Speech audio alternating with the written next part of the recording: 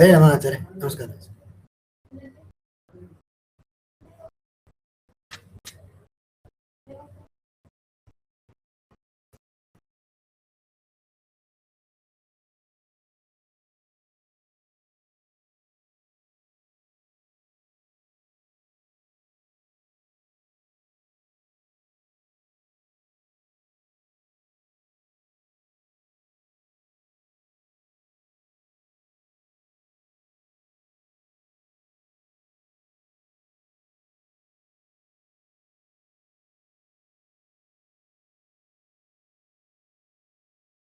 ನಮಸ್ಕಾರ ಆಚಾರ್ಯ.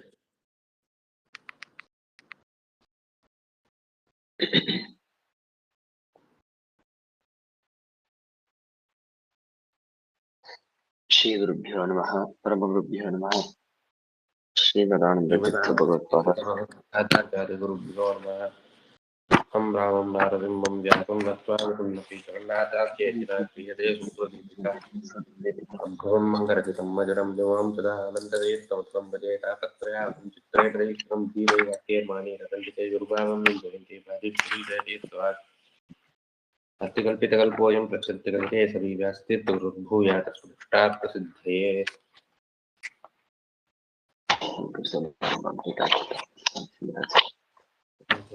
ವಂದೇ ಗುರು ಪರಂಪರಾ ವಿದ್ಯಾಪೀಠ ದಾತಾರಂ ವಿದ್ಯಾವಾರ್ಧಿ ಜಂಜರಂ ವಿದ್ಯಾರ್ಥಿವತ್ಸಲಂ ವಂದೇ ಪರಾವೈವ ಸದ್ಗುರುಂ ಮಾಪಾದಮೌಲಿಪರ್ಯಂತಂ ಗುರುಣಾಮಾಕೃತಿಂ ಸ್ಮರೇತ್ ತೇನ ವಿದ್ಯಾಃ ಮನೋರಥಾಃ. ಶ್ರೀ ಗುರುಭ್ಯೋ ನಮಃ.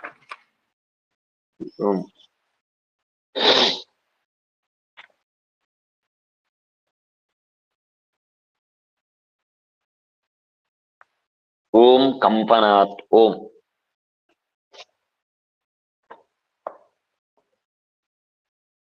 ಕಂಪನಾತ್. ಓಂ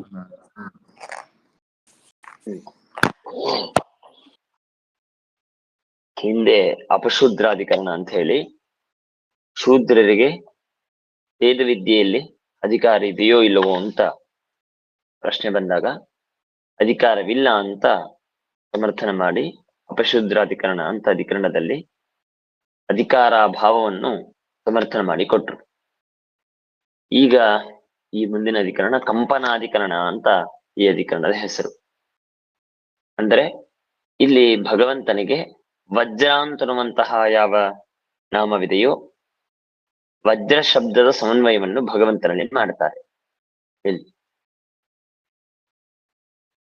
ಇಲ್ಲಿ ಪ್ರಶ್ನೆ ಬರಬಹುದು, ಏನಂದ್ರೆ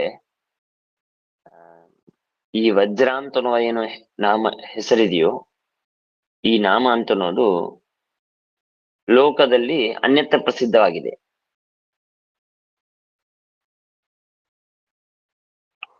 ವಜ್ರ ಅಂದ್ರೆ ವಜ್ರ, ವಜ್ರಾಯುಧ ಇತ್ಯಾದಿಯಾಗಿ ಅನ್ಯತ್ರ ಪ್ರಸಿದ್ಧವಾದಂತಹ ಶಬ್ದವಾಗಿದೆ. ಅಂದ ಮೇಲೆ ಅನ್ಯತ್ರ ಪ್ರಸಿದ್ಧವಾದ ನಾಮಾತ್ಮಕವಾದ ಶಬ್ದವನ್ನು ನಾವು ಪ್ರಥಮ ಪಾದದಲ್ಲಿ ಸಮನ್ವಯ ಮಾಡಬೇಕು. ಯಾಕಂದ್ರೆ ಪ್ರಥಮ ಪಾದ ಅನ್ಯತ್ರ ಪ್ರಸಿದ್ಧ ನಾಮಾತ್ಮಕ ಶಬ್ದ ಸಮನ್ವಯವನ್ನು ಮಾಡುವಂತಹ ಪಾದ. ಅಲ್ಲಿ ಹೇಳಬೇಕಾಗಿತ್ತು, ಇಲ್ಲಿ ಯಾಕೆ ಹೇಳಿದ್ರಿ ವಜ್ರ ಶಬ್ದ ಸಮನ್ವಯ? ಅದಕ್ಕೆ ಹಾಗಲ್ಲ, ಬ್ರಹ್ಮ ಪರಮಾತ್ಮನ ಲಿಂಗದಿಂದಾಗಿ ಭಗವಂತನಲ್ಲೂ ಪ್ರಸಿದ್ಧವಾಗಿದೆ. ಏನು? ಭಗವಂತನ ಲಿಂಗದಿಂದ ಭಗವಂತನಲ್ಲೂ ಪ್ರಸಿದ್ಧವಾಗಿದೆ. ಆದ್ದರಿಂದ ನಾವು ಈ ವಜ್ರ ಅಂತನೋ ಶಬ್ದವನ್ನು ಸವಣೆ ಮಾಡ್ತೇವೆ ಇಲ್ಲಿ ಅಂತಂದ್ರೆ, ಹಾಗಾದ್ರೆ ಆಕಾಶ ಶಬ್ದವನ್ನು ಸವಣೆ ಮಾಡಿ. ಆಕಾಶ ಶಬ್ದಕ್ಕೆ ಲೋಕತಃ ಪ್ರಸಿದ್ಧವಾಗಿದೆ. ಹಾಗಿದ್ದರೂ ಆ ಆಕಾಶ ಸವಣ್ಯವನ್ನು ನಾವು ಅಲ್ಲೂ ಮಾಡಿದ್ದೇವೆ, ಉಮಾಕಾಶ ಸ್ಥಲಿಂಗ ಇತ್ಯಾದಿಯಾಗಿ. ಹಾಗೆ ಏನಂತಾರೆ, ಲಿಂಗದಿಂದಾಗಿ ಆಕಾಶದಲ್ಲೂ ಪ್ರಸಿದ್ಧ ಇದೆ ಅಂದ್ಮೇಲೆ ಅದನ್ನು ಸವಣೆ ಮಾಡಿ. ಇನ್ನ ಹೇಳಿದೇನೆ, ಇದು ಗೀತೆಯಲ್ಲಿ 10ನೇ ಅಧ್ಯಾಯದಲ್ಲಿ ಬರುತ್ತೆ. ಆಯುಧಾನಾಂ ಅಹಂ ವಜ್ರಃ ಅಂತ ಸ್ಪಷ್ಟವಾಗಿ ಸ್ವಯಂ ಭಗವಂತ ತಾನೇ ಹೇಳ್ಕೊಂಡಿದ್ದಾನೆ. ಪ್ರಯೋಗವಿದೆ, ತನ್ನ ಸ್ಪಷ್ಟವಾದ ಗೀತೆಯಲ್ಲಿ ತನ್ನ ವಚನವೇ ಇದೆ. ಹಾಗಾಗಿ ನಾವು ವಜ್ರಾಂತನೋ ಶಬ್ದ ಸೌನ್ಯವನ್ನು ಮಾಡೋದು ಅತ್ಯಂತ ಅನಿವಾರ್ಯವಿದೆ. ಇನ್ನ ಹಾಗಾದ್ರೆ ಇಲ್ಲಿ ವಜ್ರಾಂತ ಅನ್ನೋ ಶಬ್ದವನ್ನು ಸೊನ್ನೆ ಮಾಡ್ತಾ ಇರುವಾಗ ಇದು ಎಲ್ಲಿದೆ ವಜ್ರ ಅಂತ ಅನ್ನೋದು ವಿಷಯವಾಕ್ಯ ಯಾವುದು ಅಂದ್ರೆ ಕಾಟಕದಲ್ಲಿ ಬರುವಂತಹ ವಾಕ್ಯ. ಈ ಈ ಮಂತ್ರ ಗುರುಪ್ರಸನ್ನರು ಪಾಠ ಆಗಿದೆ ಉಪನಿಷತ್ತಿನಲ್ಲಿ. ಯದಿದಂ ಕಿಂಚ ಜಗತ್ಸು ಸರ್ವಂ ಪ್ರಾಣ ಏಜತಿ ನಿಸೃತಂ ಮಹದ್ಭಯಂ ವಜ್ರಮುದ್ಯತಂ ಜಯೇ ತದ್ವಿದುರ ಮೃತಾಸ್ತೆ ಭವಂತಿ. ಕೆಳಗಡೆ ಪೂರ್ಣ ಮಂತ್ರ ಕೊಟ್ಟಿದ್ದಾರೆ. ಅಲ್ಲಿ ಇರುವಂತಹ ವಜ್ರಮುದ್ಯತಂ ಅಂತ ಹೇಳಿ ಏನು ಶಬ್ದ ಬಂದಿದೆ, ಅಲ್ಲಿ ವಜ್ರ ಅಂತ ಅನ್ನೋ ಶಬ್ದವನ್ನು ಸೊನ್ನೆ ಮಾಡ್ತಾರೆ. ಅಲ್ಲಿ ಕಾಟಕದಲ್ಲಿ ಭಾಷ್ಯದಲ್ಲಿ ಶ್ರೀಮದಾಚಾರ್ಯರು ವಜ್ರ ಅಂತ ಅನ್ನೋ ಶಬ್ದಕ್ಕೆ ಯಾಕೆ ವಜ್ರಾಯುಧ ಇಂದ್ರನ ಆಯುಧವನ್ನು ಯಾಕೆ ಸ್ವೀಕಾರ ಮಾಡಬಾರದು ಇತ್ಯಾದಿಗಳಿಗೆ ಅನೇಕ ಯುಕ್ತಿಯನ್ನು ಕೊಟ್ಟು ಸಮರ್ಥನೆ ಮಾಡಿದ್ದಾರೆ. ಮೊದಲನೆಯದ್ದು ಇದು ಭಗವಂತನ ಪ್ರಕರಣ. ಇದು ನಾವಲ್ಲಿ ಉಪನಿಷತ್ತಿನಲ್ಲಿ ಹಿಂದೆ ಮುಂದೆ ವಿಚಾರ ಮಾಡಿದಾಗ ಸಿದ್ಧ. ಯಾಕೆಂದ್ರೆ ಈ ಮಂತ್ರದ ಮೊದಲಿಗೆ ಪೂರ್ವದಲ್ಲಿ ಏನ್ ಬರುತ್ತೆ ಅಂತಂದ್ರೆ ತದೇವ ಶುಕ್ರಂ ತದ್ ಬ್ರಹ್ಮ ತದೇವ ಅಮೃತಮಶ್ನುತೆ ಇತ್ಯಾದಿಯಾಗಿ ಮಂತ್ರ ಬಂದಿದೆ. ಹಿಂದಿನ ಮಂತ್ರ ತದೇವ ಶುಕ್ರಂ ತದ್ ಬ್ರಹ್ಮ ಅಂದ್ರೆ ಬ್ರಹ್ಮನನ್ನು ಸಮರ್ಥನೆ ಮಾಡ್ತಾ ಬ್ರಹ್ಮ ಪ್ರಕರಣ ನಡೀತಾ ಇದೆ, ಭಗವಂತನನ್ನು ಸಮರ್ಥನೆ ಮಾಡ್ತಾರೆ. ಇನ್ನ ಈ ಯದಿದಂ ಕಿಂಚ ಅಂತ ಏನು ಈ ಮಂತ್ರ ಇದೆಯೋ, ಯದಿದಂ ಕಿಂಚ ಜಗತ್ ಸರ್ವಂ ಪ್ರಾಣ ಏತಿ ನಿಸೃತಂ ಮಹದ್ಭಯಂ ವಜ್ರಮುದ್ಯತಂ ಏತದ್ ವಿದುರಮೃತಾಸ್ತೆ ಭವಂತಿ ಅಂತ ಈ ಮಂತ್ರವಿದೆ. ಈ ಮಂತ್ರದಲ್ಲಿ ವಜ್ರ ಶಬ್ದ ಬಂದಿದೆ. ಅಂದ್ರೆ ವಿಚಾರ ಮಾಡಿ, ಮೊದಲನೇ ಮಂತ್ರ ತದೇವ ಶುಕ್ರಂ ತದ್ ಬ್ರಹ್ಮ ತದೇವ ಅಮೃತ ಇತ್ಯಾದಿ ಬಂದಿದೆ. ಅಲ್ಲಿ ಭಗವಂತನನ್ನು ಹೇಳಿದ್ದಾರೆ. ಇನ್ನ ಮುಂದಿನ ಮಂತ್ರದಲ್ಲಿ ಅಂದ್ರೆ ಮೂರನೇ ಮಂತ್ರ ಅಂತ ಇಟ್ಕೊಳ್ರಿ. ಆ ಮೂರನೇ ಮಂತ್ರದಲ್ಲಿ ಏನ್ ಮಾಡ್ತಾರೆ, ಭಯಾದಸ್ಯ ಅಗ್ನಿಸ್ತಪತಿ ಭಯಾತ್ತಪತಿ ಸೂರ್ಯ ಅಂತ ಇತ್ಯಾದಿಯಾಗಿ ಮಂತ್ರ ಬಂದಿದೆ. ಇದು ಎಲ್ಲಾ ಮಂತ್ರ ಪಾಠ ಆಗಿದೆ ಗುರುಪ್ರಸನ್ನವರೇ, ಈಗ ನೆನಪಾಗ್ತಾ ಇರ್ಬೋದು. ಅಂದ್ರೆ ಭಗವಂತ ಈಗ ವಜ್ರ ಅಂತ ಕರಿಬೇಕು ಅಂದ್ರೆ ವಜ್ರಾಯುಧಕ್ಕೆ ವಜ್ರ ಅಂತ ಕರೀರಿ, ತೊಂದರೆ ಇಲ್ಲ. ಭಗವಂತನಿಗೇನು ವಜ್ರ ಅಂತ ಕರೆಯೋದು? ಭಗವಂತನಿಗೆ ವಜ್ರನಾಮವನ್ನು ಸೊನ್ನೆ ಮಾಡಬೇಕು ಅಂದ್ರೆ ಏನಾದ್ರೂ ಇರಬೇಕಲ್ಲ. ಆ ವಜ್ರಕ್ಕೆ ಭಯಪ್ರದತ್ವ ಇದೆ. ವಜ್ರಾಯುಧಕ್ಕೆ ಇಂದ್ರ ಆ ವಜ್ರಾಯುಧವನ್ನು ತಾನು ಸ್ವೀಕಾರ ಮಾಡ್ಕೊಂಡು ಹೋದರೆ ಎದುರಿಗಿದ್ದವರಿಗೆ ಭಯವಾಗತ್ತೆ. ಹಾಗೆ ಭಗವಂತನನ್ನು ವಜ್ರ ಅಂತನ್ನುವ ನಾಮದಿಂದ ಕರಿಬೇಕು ಅಂದ್ರೆ ಭಗವಂತನಲ್ಲಿ ಏನು ಭಯವಿದೆ? ಮತ್ತೆ ಮಹದ್ಭಯಂ ವಜ್ರಮುದ್ಯತಂ ಅಂತ ಹೇಳಿ ಮಹದ್ಭಯಂ ಅಂತೂ ಹೇಳಿದ್ದಾರೆ. ಏನ್ ಭಯ ಅಂದ್ರೆ ಅದಕ್ಕೆ ಮುಂದಿನ ಮಂತ್ರ ಬರುತ್ತೆ, ಭಯಾದಸ್ಯ ಅಗ್ನಿಸ್ತಪತಿ ಭಯಾತ್ತಪತಿ ಸೂರ್ಯ ಇತ್ಯಾದಿಯಾಗಿ ಸೂರ್ಯ, ಚಂದ್ರ, ಅಗ್ನಿ, ಯಮಧರ್ಮರಾಜ ಇವರೆಲ್ಲರೂ ತಮ್ಮ ತಮ್ಮ ಕಾರ್ಯವನ್ನು ಏನ್ ಮಾಡ್ತಾರೋ ಅದು ಹೇಗೆ ಮಾಡ್ತಾರೆ ಅಂತಂದ್ರೆ ಭಯಾತ್. ಯಾರ ಭಯ? ಅಷ್ಟೇ ಭಯಾತ್. ಭಗವಂತನ ಭಯದಿಂದಾಗಿ ತಾನು ಸೂರ್ಯ ಜಗತ್ತಿಗೆ ತಪನವನ್ನು, ತಾಪವನ್ನು, ಬಿಸಿಲನ್ನು ಕೊಡುವಂತಹ ಕಾರ್ಯವನ್ನು ಮಾಡ್ತಾನೆ. ಒಂದು ವೇಳೆ ನಾನು ಆ ಕಾರ್ಯ ಮಾಡದೆ ಹೋದರೆ ಭಗವಂತನ ಆಜ್ಞೆ ಮೀರಿದಂತೆ ಆಗತ್ತೆ, ಭಗವಂತ ನನ್ನ ಮೇಲೆ ಕೋಪಕ್ಕೆ ಬರ್ತಾನೆ ಅಂತನೋ ಕಾರಣಕ್ಕಾಗಿ ಭಗವಂತನ ಮೇಲಿರುವ ಭಯದಿಂದಾಗಿ ಅಗ್ನಿಯಾದಿ ದೇವತೆಗಳು, ಸೂರ್ಯಾದಿ ದೇವತೆಗಳು ತಮ್ಮ ತಮ್ಮ ಕಾರ್ಯಗಳನ್ನು ತಾವು ಮಾಡ್ತಾರೆ. ಎಲ್ಲಿ ಆ ಕಾರ್ಯವನ್ನು ಬಿಟ್ಟರೆ ದೇವರು ನಮ್ಮ ಮೇಲೆ ಕೋಪಕ್ಕೆ ಬಂದಾನೋ ಅಂತನ್ನುವ ಭಯದಿಂದಾಗಿ ಕಾರ್ಯವನ್ನು ಮಾಡ್ತಾರೆ ಅಂತ ಹೇಳಿ ಮುಂದಿನ ಮಂತ್ರದಲ್ಲಿ ಸಮರ್ಥನೆ ಮಾಡ್ತಾರೆ. ಏತದ್ ವಿದುರಮೃತಾಸ್ತೆ ಭವಂತಿ ಅಂತ ಮುಂದೆ ಬರುತ್ತೆ. ಇಂತಹ ಭಗವಂತನ ಯಾರು ತಿಳಿತಾರೋ ಅವರಿಗೆ ಮೋಕ್ಷವಾಗುತ್ತೆ. ಅಂದ್ರೆ ಇದೆಲ್ಲವೂ ಆ ಕಾಟಕದಲ್ಲಿ ಭಗವಂತನನ್ನು ಸಮರ್ಥನೆ ಮಾಡ್ತಾ ಬಂದಿದ್ದಾರೆ. ಅದರ ಮಧ್ಯದಲ್ಲಿ ಬಂದ ವಾಕ್ಯ ಮಹದ್ಭಯಂ ವಜ್ರಮುದ್ಯತಂ ಅಂತ ಹೇಳಿ. ಹಾಗಾಗಿ ಅಲ್ಲಿರುವ ವಜ್ರ ಶಬ್ದಕ್ಕೂ ಕೂಡ ನಾವು ಯಾವುದೋ ವಜ್ರಾಯುಧ ಹಾಗೆ ಹೀಗೆ ಅಂತ ಅರ್ಥ ಮಾಡದೇನೆ ಭಗವಂತ ಅಂತೆ ಅರ್ಥ ಮಾಡಬೇಕು. ಇಷ್ಟು ಏನಂತಾರೆ ಇಲ್ಲಿ ಪ್ರಧಾನವಾಗಿ ನಮಗೆ ಬರುವಂತಹ ಪ್ರಶ್ನೆ. ಹಾಗಾಗಿ ಅದನ್ನು ನಾವು ಸವನೆ ಮಾಡಬೇಕು. ಆಯ್ತು. ಹಾಗಾದ್ರೆ ಈಗ ವಜ್ರ ಶಬ್ದ ಸವನೆ ಮಾಡೋದಕ್ಕೆ ಯುಕ್ತಿ ಬೇಕಲ್ವಾ? ಈಗ ವಜ್ರ ಶಬ್ದ ಸವನೆ ಮಾಡಬೇಕು ಮಾಡಬಾರದು ಅಂದಿಷ್ಟ ಆಯ್ತು. ಯುಕ್ತಿ ಏನು ವಜ್ರ ಶಬ್ದವನ್ನು ಭಗವಂತನ ಸವನೆ ಮಾಡೋದಕ್ಕೆ? ಅದಕ್ಕೆ ಹೇಳ್ತಾ ಇದ್ದಾರೆ, ಮಹದ್ಭಯಂ ವಜ್ರಂ ಇತಿ ವಜ್ರ ಶಬ್ದವಾಚ್ಯ ವಿಷ್ಣುರೇವ ನತು ಇಂದ್ರಾಯುಧಂ. ಅಲ್ಲಿ ವಜ್ರ ಅಂತನ್ನುವಂತಹ ಏನು ಶಬ್ದವಿದೆಯೋ ಈ ವಜ್ರ ಶಬ್ದದಿಂದಾಗಿ ಪ್ರತಿಪಾದ್ಯನಾದವನು ವಿಷ್ಣುರೇವ, ಭಗವಂತನೇ ಪ್ರತಿಪಾದ್ಯನಾಗಿದ್ದಾನೆ ಹೊರತು ಇಂದ್ರಾಯುಧ, ಇಂದ್ರನ ಆಯುಧವಾದಂತಹ ಯಾವ ವಜ್ರಾಯುಧವಿದೆಯೋ ಇದು ನಮಗೆ ವಜ್ರ ಅಂತನ್ನುವಂತಹ ಶಬ್ದದಿಂದ ಸರ್ವತಾ ಪ್ರತಿಪಾದ್ಯ ಅಲ್ಲ. ಕುತಃ, ಯಾಕೆ?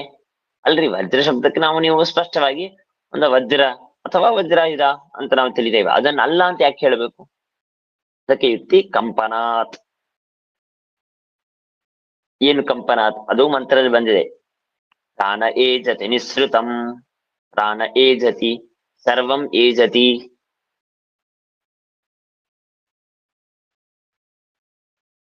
ಅಂತ ಈ ಮಂತ್ರದಲ್ಲಿ ಹೇಳಲ್ಪಟ್ಟಂತಹದ್ದು ಕಂಪನವನ್ನು ಹೇಳಿದ್ದಾರೆ.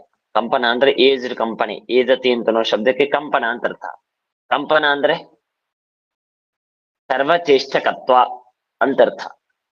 ಎಲ್ಲರಿಗೂ ಚೇಷ್ಟೆಯನ್ನು, ಚೇಷ್ಟಾಪ್ರದನಾದವನು ಭಗವಂತ.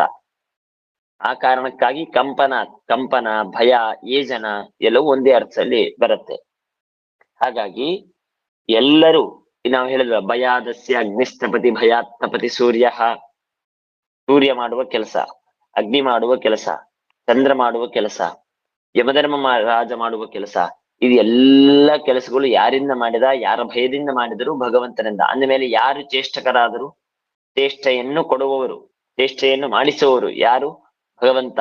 ಆದ್ದರಿಂದಾಗಿ ಭಗವಂತ ಕಂಪನ ಅಂದರೆ ಸರ್ವಚೇಷ್ಟಕ. ಈ ಸರ್ವಚೇಷ್ಟಕತ್ವ ಲಿಂಗವಿದ್ದದ್ದರಿಂದ ಸರ್ವಚೇಷ್ಟಕತ್ವ ಲಿಂಗ ಶ್ರವಣಾತ್ ಭದ್ರ ಶಬ್ದವಾಚ್ಯ ವಿಷ್ಣುರೇವ ಅಂತಿಷ್ಟ ಅಭಿಪ್ರಾಯ. ಅಂತಹ ಸರ್ವಚೇಷ್ಟಕತ್ವ ಲಿಂಗವಿದ್ದದ್ದರಿಂದ ಆ ವಜ್ರ ಅಂತನ್ನುವಂತಹ ಏನು ಶಬ್ದವಿದೆಯೋ ಈ ವಜ್ರ ಶಬ್ದದ ಸನ್ವಯವನ್ನು ನಾವು ಯಾರಲ್ಲಿ ಮಾಡಬೇಕು? ಭಗವಂತನಲ್ಲೇ ಮಾಡಬೇಕು ಹೊರತು ಬೇರೆಯವರಲ್ಲ. ಅರ್ಥವಾಯ್ತಲ್ಲ? ಹೀಗೆ ಈ ಕಂಪನಾಧಿಕರಣದಲ್ಲಿ ಬಂದ ಒಂದು ಸೂತ್ರ ಇಲ್ಲಿ ವಜ್ರ ಶಬ್ದ ಸನ್ವಯವನ್ನು ಭಗವಂತನಲ್ಲಿ ಮಾಡಿ ತೋರಿಸಿದ್ದಾರೆ. ಇನ್ನ ಇದರ ಮುಂದಿನ ಅಧಿಕರಣ ಜ್ಯೋತಿರಧಿಕರಣ. ಓಂ ಜ್ಯೋತಿರ್ದರ್ಶನಾತ್ ಓಂ. ಓಂ ಜ್ಯೋತಿರ್ದರ್ಶನಾತ್ ಓಂ. ಜ್ಯೋತಿರ್ದರ್ಶನಾತ್ ಓಂ. ಈ ಅಧಿಕರಣದಲ್ಲಿ ಏನ್ ಮಾಡ್ತಾರೆ ಅಂದ್ರೆ, ಇದು ನಿಜವಾಗ್ಲೂ ಈ ಪಾದ ಮುಗಿತಾ ಬಂದಿದೆ. ಒಂದೊಂದು ಸೂತ್ರದಲ್ಲಿ ಒಂದೊಂದು ಅಧಿಕರಣ, ಒಂದು ಶಬ್ದ ಸ್ಮರಣೆ ಮಾಡ್ತಾ ಬರ್ತಾರೆ, 3-4 ಸೂತ್ರಗಳು. ಈ ಜ್ಯೋತಿರಧಿಕರಣದಲ್ಲಿ ಭಗವಂತನಲ್ಲಿ ಜ್ಯೋತಿ ಎನ್ನುವಂತಹ ಶಬ್ದ ಸ್ಮರಣೆಯನ್ನು ಮಾಡ್ತಾರೆ. ಹೇಗೆ ಹಿಂದೆ ವಜ್ರ ಶಬ್ದ ಸ್ಮರಣೆ ಮಾಡಿದ್ರು, ಹಾಗೆ ಈ ಅಧಿಕರಣದಲ್ಲಿ ಜ್ಯೋತಿ ಶಬ್ದದ ಸಮನ್ವಯವನ್ನು ಭಗವಂತನಲ್ಲಿ ಮಾಡೋದಕ್ಕೆ ಪ್ರಾರಂಭ ಮಾಡ್ತಾರೆ. ಇಲ್ಲಿ ನಮಗೆ ಪ್ರಶ್ನೆ ಬರಬಹುದು, ಏನಂದ್ರೆ ಹಿಂದೆ ಪ್ರಥಮಾಧ್ಯಾಯದಲ್ಲೇನೆ, ಪ್ರಥಮ ಪಾದದಲ್ಲೇನೆ, ಈಗ ನಾವು ತೃತೀಯ ಪಾದದಲ್ಲಿ ಇದ್ದೇವೆ, ಪ್ರಥಮ ಪಾದದಲ್ಲೇನೆ ಓಂ ಜ್ಯೋತಿಶ್ಚರಣಾಭಿಧಾನ ಇತ್ಯಾದಿಯಾಗಿ ಸೂತ್ರ ಬಂದಿದೆ. ಗಾಯತ್ರಿ ಅಧಿಕರಣ ಅದಾದ್ಮೇಲೆ ನಮಗೆ ಈ ಜ್ಯೋತಿಶ್ಚರಣಾಭಿಧಾನ ಅಂತರುವ ಸೂತ್ರ ಬರುತ್ತೆ. ಅಲ್ಲಿ ಜ್ಯೋತಿ ಶಬ್ದ ಸೌನ್ಯ ಮಾಡಿದ್ದಾಗಿದೆ. ಅಲ್ಲಿ ಈಗ ಒಂದು ಶಬ್ದ ಸೌನ್ಯ ಮಾಡೋದಕ್ಕಾಗಿ ಒಂದು ಸೂತ್ರ, ಮತ್ತೆ ನಾವು ಹಿಂದೆ ತಿಳಿದಂತೆ ಒಂದೊಂದು ಶಬ್ದಕ್ಕೆ ಒಂದೊಂದು ಸೂತ್ರ ಬೇಕು ಅಂತೂ ಇಲ್ಲ. ತನ್ಯಾಯ ಸಂಚಾರ ಎಲ್ಲೆಲ್ಲ ಆಗತ್ತೋ ಅಷ್ಟೆಲ್ಲಾ ಶಬ್ದಗಳನ್ನು ಒಂದೇ ಸೂತ್ರಗಳಿಂದಲೇ ಅನೇಕ ಶಬ್ದಗಳನ್ನು ಸೌನ್ಯ ಮಾಡಬಹುದು ಅಂತ ಸ್ಪಷ್ಟ ಇದೆ. ಇನ್ನು ಅಷ್ಟೇ ಅಲ್ಲದೇನೆ ಈ ಜ್ಯೋತಿಷ್ ಶಬ್ದ ಸೌನ್ಯ ಮಾಡ್ಬೇಕು ಅಂತ ಅನ್ನೋದಕ್ಕಾಗಿಯೇನೆ ಪ್ರತ್ಯೇಕವಾದ ಸೂತ್ರವೂ ಪ್ರಥಮ ಪಾದದಲ್ಲಿ ನೋಡಿದ್ದೇವೆ ನಾವು. ಜ್ಯೋತಿಷ್ ಚರಣಾಭಿಧಾನ ಅಂತ ಹೇಳಿ. ಹಾಗಾಗಿ ಅಲ್ಲಿ ಸೌನ್ಯ ಮಾಡಿ ಮುಗಿಸಿದ್ದಾಗಿದೆ ಜ್ಯೋತಿಷ್ ಶಬ್ದವನ್ನು. ಮತ್ತೆ ಇಲ್ಲಿ ಯಾಕೆ ಮಾಡ್ತಾ ಇದ್ದೀರಾ ನೀವು?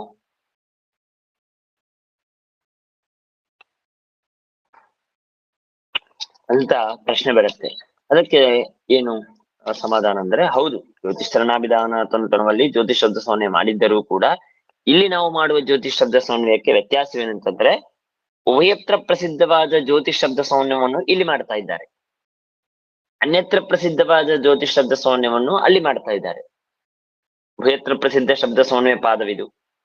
ಹಾಗಾಗಿ ಉಭಯತ್ರ ಎರಡೂ ಕಡೆಗೆ ಪ್ರಸಿದ್ಧವಾದ ಜ್ಯೋತಿಷ್ ಶಬ್ದ ಅಂತಹ ಜ್ಯೋತಿಷ್ ಶಬ್ದ ಸೌನ್ಯವನ್ನು ಇಲ್ಲಿ ಮಾಡ್ತಾ ಇದ್ದೇವೆ. ಆದ್ದರಿಂದ ನಮಗೆ ದೋಷ ಇಲ್ಲ. ಒಂದೇ ಶಬ್ದ ಸೌನ್ಯ ಮಾಡೋದಕ್ಕಾಗಿ ಎರಡೆರಡು ಪಾದದಲ್ಲಿ ಎರಡೆರಡು ಸೂತ್ರ ಬೇಕಾಗಿಲ್ಲ ಅಂತಿರುವ ಪ್ರಶ್ನೆಗೆ ಅವಕಾಶ ಇಲ್ಲ. ಆಗ್ಲಿ, ಹಾಗಾದ್ರೆ ಈಗ ಹೇಗೆ ಅದು ಉಭಯತ್ರ ನಮಗೆ ಜ್ಯೋತಿಷ್ ಶಬ್ದ ಸೌನ್ಯ ಆಗತ್ತೆ ಅಂತಂದ್ರೆ, ಮೊದಲನೆಯದು ಈ ಜ್ಯೋತಿಷ್ ಶಬ್ದ ಇದು ಎಲ್ಲಿದೆ, ಯಾವ ವಾಕ್ಯದಲ್ಲಿದೆ, ವಿಷಯ ವಾಕ್ಯ ಏನು ಅಂತಂದ್ರೆ ಅದನ್ನು ಕೊಟ್ರು. ಯೋಯಂ ಅಂತರ್ಜ್ಯೋತಿಹಿ ಅಂತ ಹೇಳಿ ಅದರ ಪೂರ್ಣ ಶ್ರುತಿ ಕೆಳಗಡೆ ಕೊಟ್ಟಿದ್ದಾರೆ ನೋಡ್ರಿ. ಯೋಯಂ ವಿಜ್ಞಾನಮಯ ಪ್ರಾಣೇಶು ಹೃದ್ಯಂತ ಜ್ಯೋತಿಃ ಪುರುಷಃ ಅಂತ ಹೇಳಿ ಬೃಹದಾರಣ್ಯಕ. ಯೋಯಂ ವಿಜ್ಞಾನಮಯ ಪ್ರಾಣೇಶು ಹೃದ್ಯಂತ ಜ್ಯೋತಿಃ ಪುರುಷಃ ಅಂತ ಹೇಳಿ ಇಲ್ಲಿ ಬೃಹದಾರಣ್ಯಕದಲ್ಲಿ ಜ್ಯೋತಿಷ್ ಶಬ್ದ ಅಂತಲೂ ಶ್ರುತವಾಗಿದೆ. ಇದೇ ಜ್ಯೋತಿಷ್ ಶಬ್ದ ಉಭೌ ಲೋಕೋ ಅನುಸಂಚರತಿ ಇತ್ಯಾದಿಯಾಗಿ ಅಲ್ಲೇ ಬೃಹದಾರಣ್ಯಕದಲ್ಲಿ ಅದೇ ಮಂತ್ರದಲ್ಲೇನೆ ಬರುವಂತಹದ್ದು ಜೀವನ ಲಿಂಗವನ್ನು ಹೇಳಿದ್ದಾರೆ. ಎರಡು ಲೋಕ ಸಂಚಾರ ಇತ್ಯಾದಿಯಾಗಿ ಅಂದ ಮೇಲೆ ಎಲ್ಲಿ ಜ್ಯೋತಿಷ್ ಶಬ್ದವನ್ನು ವಿಜ್ಞಾನಮಯ ಪ್ರಾಣೇಶು ಹೃದ್ಯಂತ ಜ್ಯೋತಿ ಪುರುಷ ಅಂತ ಹೇಳಿದ್ದಾರೋ ಅಲ್ಲೇನೆ ಜೀವನ ಲಿಂಗವನ್ನು ಹೇಳಿದ್ದಾರೆ. ಅಂದ್ಮೇಲೆ ಜ್ಯೋತಿ ಅಂದ್ರೆ ಯಾರು? ಜೀವ. ಅಂದ್ಮೇಲೆ ಏನಾಯ್ತು, ಈಗ ಜ್ಯೋತಿ ಶಬ್ದಕ್ಕೆ ಭಗವಂತನಲ್ಲೂ ಪ್ರಯೋಗವಿದೆ, ಹಾಗಾಗಿ ಭಗವಂತ ಅಂತೂ ಹೇಳ್ಬೇಕು. ಜೀವನ ಲಿಂಗಾದಿಗಳಿದೆ ಅಂದ ಮೇಲೆ ಜ್ಯೋತಿಷ್ ಶಬ್ದಕ್ಕೆ ಜೀವ ಅಂತೂ ಹೇಳ್ಬೇಕು. ಹೀಗೆ ಈ ರೀತಿಯಾಗಿ ನಮಗೆ ಪೂರ್ವ ಪಕ್ಷ ಬರ್ಬೋದು. ಅವಾಗೇನಾಯ್ತು, ಉಭಯತ್ರ ಭಗವಂತ ಜೀವ ಇವರಿಬ್ಬರಲ್ಲಿ ಪ್ರಸಿದ್ಧವಾಗಿದ್ದರು. ನಮಗೆ ಈ ಜ್ಯೋತಿಷ್ ಶಬ್ದ ಭಗವಂತರನ್ನೇ ಹೇಳ್ಕೊಡುತ್ತೆ ಅಂತ ಸಮರ್ಥನೆ ಮಾಡ್ಬೇಕು. ಈ ಕಾರ್ಯವನ್ನು ಮಾಡೋದಕ್ಕಾಗಿ ಉಭಯತ್ರ ಪ್ರಸಿದ್ಧವಾದ ಜ್ಯೋತಿ ಅಂತನ್ನುವ ಶಬ್ದ ಸೌನ್ಯವನ್ನು ಮಾಡಬೇಕು ಅಂತಿರೋದಕ್ಕಾಗಿ ಈ ಪಾದದಲ್ಲಿ ಜ್ಯೋತಿರ್ ದರ್ಶನ ಅಂತಂತಿರುವ ಪ್ರತ್ಯೇಕವಾದ ಸೂತ್ರದಲ್ಲಿ ಮತ್ತೆ ಜ್ಯೋತಿಷ್ ಶಬ್ದ ಸೌನ್ಯವನ್ನು ಮಾಡೋದಕ್ಕೆ ಹೊರಟಿದ್ದಾರೆ.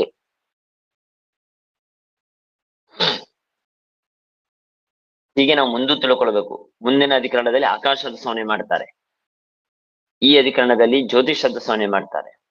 ಅಂದ್ಮೇಲೆ ಜ್ಯೋತಿಷ್ ಶಬ್ದವನ್ನು ಹಿಂದೆ ಮಾಡಿದ್ದಾಗಿದೆ. ಆಕಾಶ ಸ್ಥಲಿಂಗಾತ್ ಅಂತ ಹೇಳಿ ಅದು ಹಿಂದಿನ ಪಾದಗಳಲ್ಲಿ ಆಕಾಶದ ಸೌನ್ಯ ಮಾಡಿದ್ದಾಗಿದೆ. ಮತ್ತೆ ಅದು ಈ ಶಬ್ದಗಳು ಮತ್ತೆ ಮತ್ತೆ ಯಾಕೆ ಹೇಳ್ತಾ ಇದ್ದೀರಿ ಅಂತ ನಾವು ಪ್ರಶ್ನೆಗೆ ಇಷ್ಟೇ ಉತ್ತರ. ಅಲ್ಲಿ ಅನ್ಯತ್ರ ಪ್ರಸಿದ್ಧವಾದ ಶಬ್ದ ಸೌನ್ಯ ಮಾಡ್ತಾ ಇದ್ದೇವೆ, ಹಾಗೂ ವಿಷಯವಾಕ್ಯವೂ ಬೇರೆ. ಇಲ್ಲಿ ಉಭಯತ್ರ ಪ್ರಸಿದ್ಧ ಶಬ್ದ ಸೌನ್ಯ ಮಾಡ್ತಾ ಇದ್ದೇವೆ, ವಿಷಯವಾಕ್ಯ ಬೇರೆವಿದೆ. ಆದ್ದರಿಂದಾಗಿ ದೋಷ ಇಲ್ಲ. ಆಯ್ತು, ಹಾಗಾದ್ರೆ ಈ ಜ್ಯೋತಿಷ್ ಶಬ್ದ ಸೌನ್ಯವನ್ನು ಭಗವಂತನಲ್ಲಿ ಮಾಡೋದಕ್ಕೆ ಯುಕ್ತಿ ಏನು ಅಂತ ಕೇಳಿದ್ರೆ, ಇತಿ ಜ್ಯೋತಿಷ್ ಶಬ್ದ ವಾಚ್ಯ ವಿಷ್ಣುರೇವ ನ ಜೀವ ಕುತಃ. ಜ್ಯೋತಿ ಎನ್ನುವಂತಹ ಶಬ್ದದಿಂದಾಗಿ ವಾಚ್ಯನಾದವನು ವಿಷ್ಣುರೇವ ಭಗವಂತನೇ, ನ ಜೀವ ಹೊರತು ಜೀವನು ವಾಚ್ಯನಲ್ಲ. ಕುತಃ ಯಾಕೆ ಜೀವರು ವಾಚ್ಯರಲ್ಲ? ಅಲ್ಲದೆ ಜೀವನ ಲಿಂಗ ಎಲ್ಲ ನಮಗೆ ಕಾಣ್ತಾ ಇದೆ ಅಲ್ವಾ, ಇರುವಾಗ ಜೀವ ವಾಚ್ಯ ಅಲ್ಲ ಅಂತ ಹೇಗೆ ಹೇಳೋದು ಅಂತಂದ್ರೆ ಅದಕ್ಕೆ ಹೇಳಿದ್ರು ದರ್ಶನಾತ್. ದರ್ಶನಾತ್ ಅಂತಂದ್ರೆ ಅದಕ್ಕೆ ಶ್ರುತಿಯಲ್ಲಿ ಕಂಡಿದೆ. ಏನ್ ಕಂಡಿದೆ ಶ್ರುತಿಯಲ್ಲಿ ಅಂದ್ರೆ ವಿಷ್ಣುರೇವ ಜ್ಯೋತಿಹಿ. ಅಲ್ಲಿ ಕೆಳಗಡೆ ಪೂರ್ಣ ಶ್ರುತಿ ಕೊಟ್ಟಿದ್ದಾರೆ ನೋಡ್ರಿ. ವಿಷ್ಣುರೇವ ಜ್ಯೋತಿಹಿ, ವಿಷ್ಣುರೇವ ಆತ್ಮ, ವಿಷ್ಣುರೇವ ಬ್ರಹ್ಮ, ವಿಷ್ಣುರೇವ ಬಲಂ, ವಿಷ್ಣುರೇವ ಯಶಃ, ವಿಷ್ಣುರೇವ ಆನಂದ ಇತ್ಯಾದಿಯಾಗಿ ನಮಗೆ ಅವಧಾರಣ ಏವಕಾರವನ್ನಿಟ್ಟು ವಿಷ್ಣುರೇವ ಜ್ಯೋತಿಹಿ ಎಂಬುದಾಗಿ ಸ್ಪಷ್ಟವಾಗಿ ಅವಧಾರಣ ಅಂತಂತಾರೆ. ಇದಕ್ಕೆ ಅವಧಾರಣವಾಗಿ ಶ್ರುತಿಯು ಸ್ಪಷ್ಟವಾಗಿ ಭಗವಂತನಿಗೇನೆ ಜ್ಯೋತಿಷ್ ಶಬ್ದ ವಾಚ್ಯತ್ವ ಇದೆ ಎಂದು ದರ್ಶನಾತ್ ಶ್ರುತಿಯಲ್ಲಿ ನಮಗೆ ಕಂಡಿದೆ. ಆದ್ದರಿಂದ ಜ್ಯೋತಿ ಅಂತನ್ನುವಂತಹ ಏನು ಶಬ್ದವಿದೆಯೋ ಈ ಶಬ್ದವನ್ನು ನಾವು ಜೀವಾದಿಗಳಲ್ಲಿ ಎಡಬಾರದು. ಮತ್ತೆ ಜೀವನ ಲಿಂಗ ಇದೆ ಅಲ್ವಾ ಅಂತ ಇತ್ಯಾದಿ ಪ್ರಶ್ನೆಗೆ ಅದಕ್ಕೆ ಬೇರೆ ರೀತಿಯಾಗಿ ವ್ಯಾಖ್ಯಾನ ಮಾಡ್ತಾರೆ. ಪ್ರಾಜ್ಞೇನ ಆತ್ಮನ ಅನ್ವಾರೂಢ ಉತ್ಸರ್ಜದ್ಯಾತಿ ಎನ್ನುವಂತಹ ಶ್ರುತಿಯನ್ನು ತೆಗೆದುಕೊಂಡು ಅದೆಲ್ಲವೂ ಮುಖ್ಯವಾಗಿ ಈಶ್ವರನ ಲಿಂಗಗಳು ಅಂತ ಮಾಡ್ತವೆ. ಹೇಗೆ ನಾವು ಹಿಂದೆ ಪ್ರಾಣಾಧಿಕರಣದಲ್ಲಿ ಮಾಡ್ತೇವಲ್ವಾ, ಹಾಗೆ ಮುಖ್ಯವಾಗಿ ಉಳಿದ ಕಡೆಗೆ ಇರುವ ಎಲ್ಲ ಲಿಂಗವೂ ಭಗವಂತನಲ್ಲೇನೆ ಅಸಾಧಾರಣವಾಗಿ ಹೇಳುತ್ತೆ ಅಂತ ಇಟ್ಕೊಂಡು ಆ ಜ್ಯೋತಿಷ್ ಶಬ್ದವನ್ನು ಸೌನೆ ಮಾಡುವಾಗ ಭಗವಂತನಲ್ಲೇ ಮಾಡಬೇಕು ಅಂತ ಇಷ್ಟು ತಿಳಿಸ್ಕೊಟ್ರು. ಇನ್ನ ಇದರ ಮುಂದಿನ ಅಧಿಕರಣ ಓಂ ಆಕಾಶೋರ್ತಾಂತರಾಧಿತ್ವಾದಿ ವ್ಯಪದೇಶಾತ್. ಓಂ ಓಂ ಆಕಾಶೋತ್ತಾತರಾತ್ವಾದಿ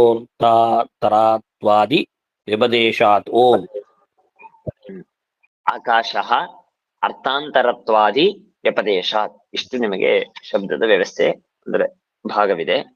ಇಲ್ಲಿ ನಿಮಗೆ ಆಕಾಶ ಶಬ್ದ ಸೌನ್ಯವನ್ನು ಮಾಡ್ತಾರೆ.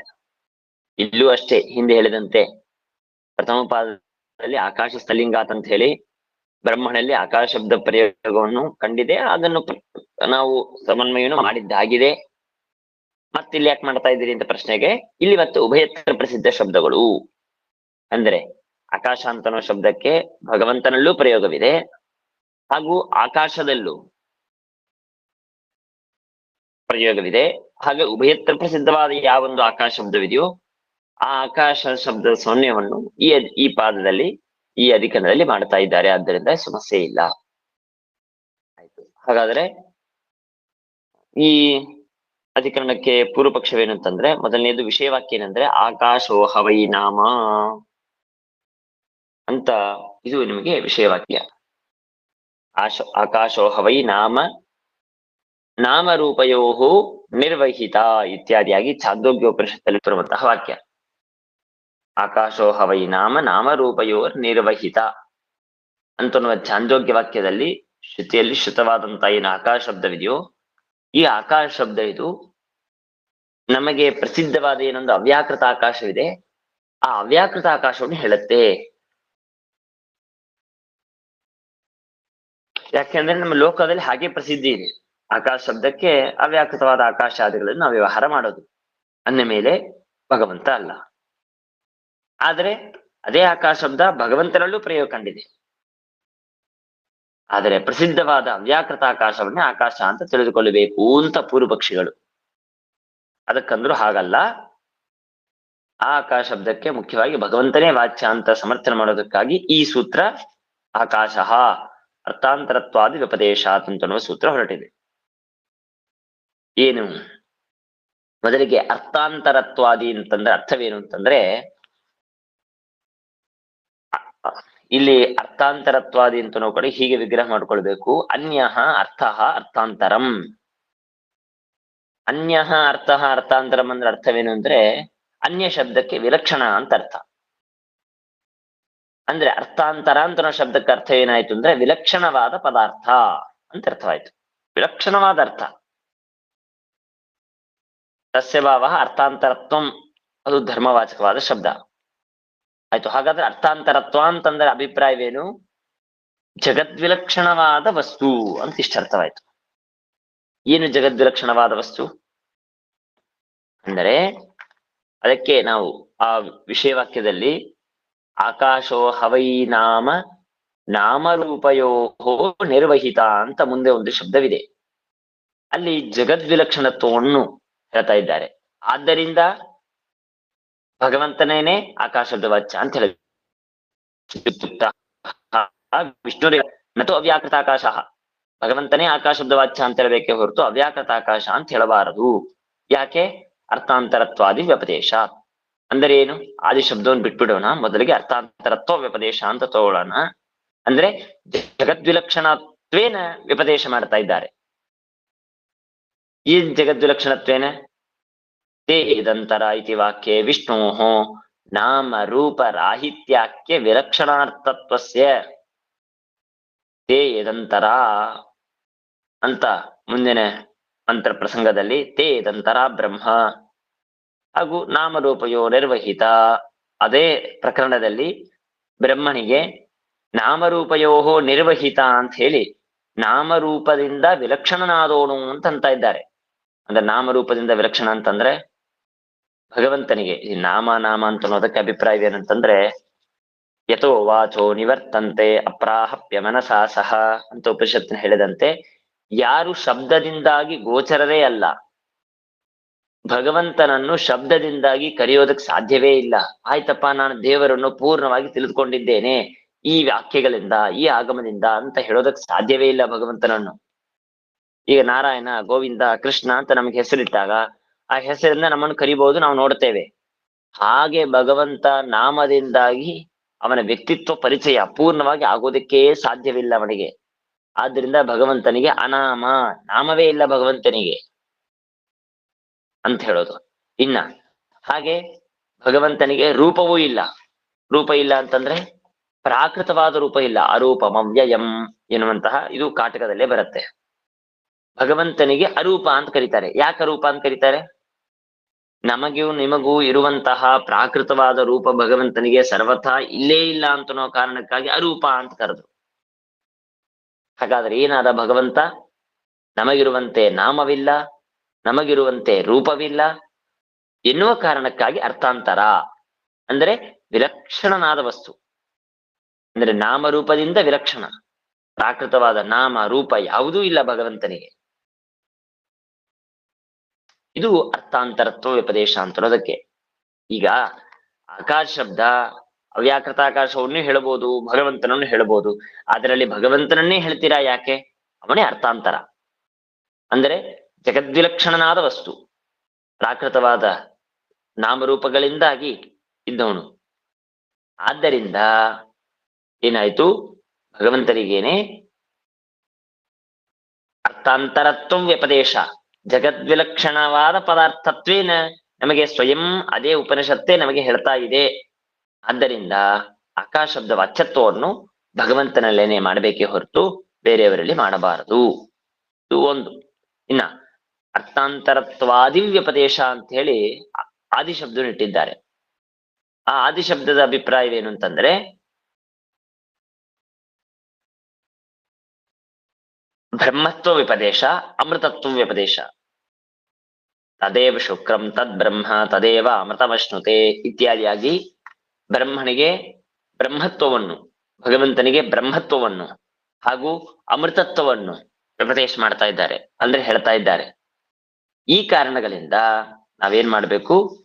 ಬ್ರಹ್ಮತ್ವ, ಅಮೃತತ್ವ ಇದೆಲ್ಲವೂ ನಿಮಗೆ ಪ್ರಸಿದ್ಧವಾದ ಅವ್ಯಾಕೃತ ಆಕಾಶದಲ್ಲಿ ಬರುತ್ತಾ? ಇದು ಸರ್ವಥಾ ಬರುವುದಿಲ್ಲ. ಯಾರಿಗೆ ಹೇಳ್ಬೋದು? ಬ್ರಹ್ಮತ್ವ, ಅಮೃತತ್ವ ಹಾಗೂ ಜಗದ್ವಿಲಕ್ಷಣತ್ವೇನ ವ್ಯಪದೇಶ ಇದೆಲ್ಲವೂ ಭಗವಂತನಿಗೆ ಹೇಳಬೇಕು.